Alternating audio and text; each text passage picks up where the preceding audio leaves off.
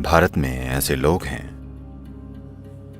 जो अपनी तंत्र विद्या की प्रैक्टिस करते हैं पेड़ों पर। क्या आपने सुना है? वो तंत्र विद्या का अभ्यास करते हैं जिसके लिए उन्हें कोई चाहिए होता है। वो वाकई पेड़ों से खून निकाल देते हैं, लाल खून। मैंने इसे अपनी आंखों से देखा है। वो पेड़ों के साथ तमाम तरह की चीजें करते हैं। तो सोचिए, अगर आप ऐसे पेड़ को काटें, वो एक बहुत ही सताया हुआ पेड़ होगा। अगर वो किसी के घर में पहुंच जाए जहां एक भोला भाला परिवार इन चीजों की पहचान करना नहीं जानता, वो उन्हें वाकई नुकसान पहुंचा सकता है। आमतौर पर भारत में कारपेंट्री पारंपरिक रूप से सिखाई जाती है। आज बेशक इसे स्कूलों में सिखाया जा रहा है। एक विशेष समुदाय जिसे आमतौर पर दक्षिण भारत में आचारी कहते हैं, वहां उन्हें सिखाया जाता है कि लकड़ी को कैसे महसूस किया जाए।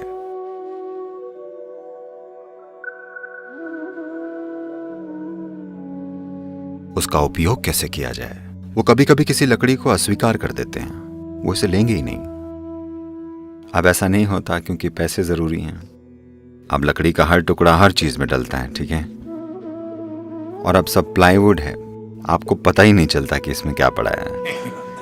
वरना अगर आप पारंपरिक आचारी के पास जाएं और आप कहें मैं इसका इस्तेमाल मान लीजिए मेरे पूजा रूम या प्रार्थना रूम में करूंगा, तो वो कहेगा नहीं, ये लकड़ी नहीं चलेगी, मुझे दूसरी लकड़ी चाहिए। अगर कोई कहे इस लकड़ी से मैं बच्चे के लिए पालना बना रहा हूं, वो कहेगा नहीं, इस लकड़ी से बच्चे का सामान नहीं बनाऊंगा। इस तरह वो चुनते हैं। वो लकड़ी को महसूस करने में विशेषज्ञ बन जाते हैं। पर वो सब अब रहा नहीं। मैं कहूंगा कि 90% तक अब नहीं रहा, अफसोस। 20-30 साल पहले, करीब 30 साल पहले जब मैं कंस्ट्रक्शंस में था, तब ऐसा होता था। अब होता यह है कि सब काट कर पैक कर दिया जाता है, कोई परवाह नहीं करता। ये एक सूक्ष्म शक्ति है, पर कभी कभी ये शक्तिशाली होती है, वरना आमतौर पर सूक्ष्म ही होती है। दरअसल कई घरों में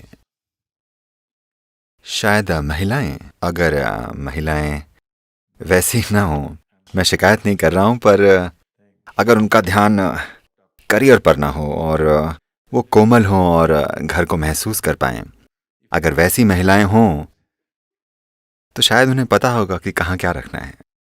उन्हें सोचना भी नहीं पड़ेगा। असल में बिना तर्क से सोचे वो चीजें कुछ इस तरह से रख देंगी कि ये अच्छा महसूस हो कि ये घर में अशुभ शक्ति ना बने।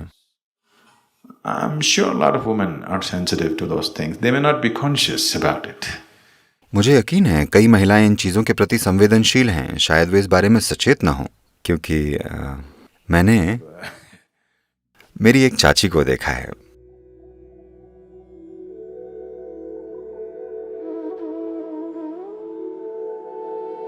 वो घंटों चीजों की जगह बदलने में बिताती थी, थोड़ा इस तरह, थोड़ा सा ऐसा, थोड़ा सा वैसा, जब तक उन्हें ठीक ना लगे।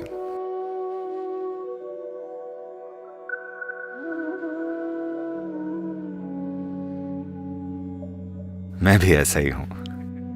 मुझे भी चीजें यहां वहां रखनी होती हैं। चीजें ठीक से रखी जानी चाहिए, क्योंकि जो संवेदनशील हैं उनके लिए एक सच्चाई है। तो जीवन के बहुत बहुत बहुत से आयाम हैं। आप जितना खोजने को तैयार हैं, उतना ही समृद्ध आपका जीवन होगा। चाहे आप खाना पकाएं या कारपेंटरी करें या झाड़ू लगाएं, एक ही काम लाखों तरीके से हो सकता है। हाँ, वही काम लाखों तरीकों से हो सकता है। हर इंसान वही काम अलग तरीके से करेगा, है कि नहीं? हाँ, सभी के तरीके अलग होंगे। तो आप ध्यान ना दें तो कुछ नहीं है, कुछ भी नहीं है। सब कुछ मिट्टी और पत्थर ही तो है। अगर आप ध्यान दें तो सब कुछ कुछ और ही बन जाएगा। कितना ध्यान दें? आपका ध्यान कितना तीव्र है? आपके हिसाब से ये जीवन कितना ध्यान देने लायक है?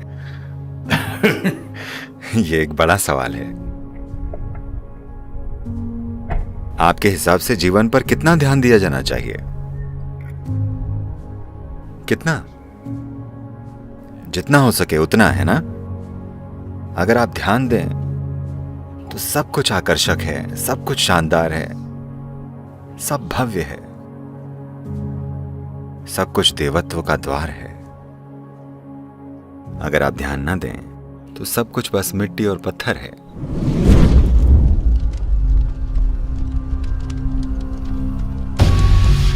तो यह स्थान आध्यात्मिक रूप से महत्वपूर्ण नहीं है, पर तंत्र विद्या के लिए महत्वपूर्ण है, जो बदसूरत और अरुचिकर हो सकता है। और अपने दांतों को ही जानवर की गर्दन में डुबोकर वो उसका खून पी लेते हैं।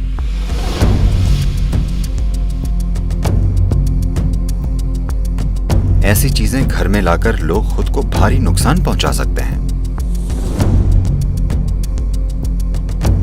भारत में ऐसा एक पूरा पंथ है। सांप को किसी व्यक्ति को काटने के लिए प्रोग्राम किया जा सकता है।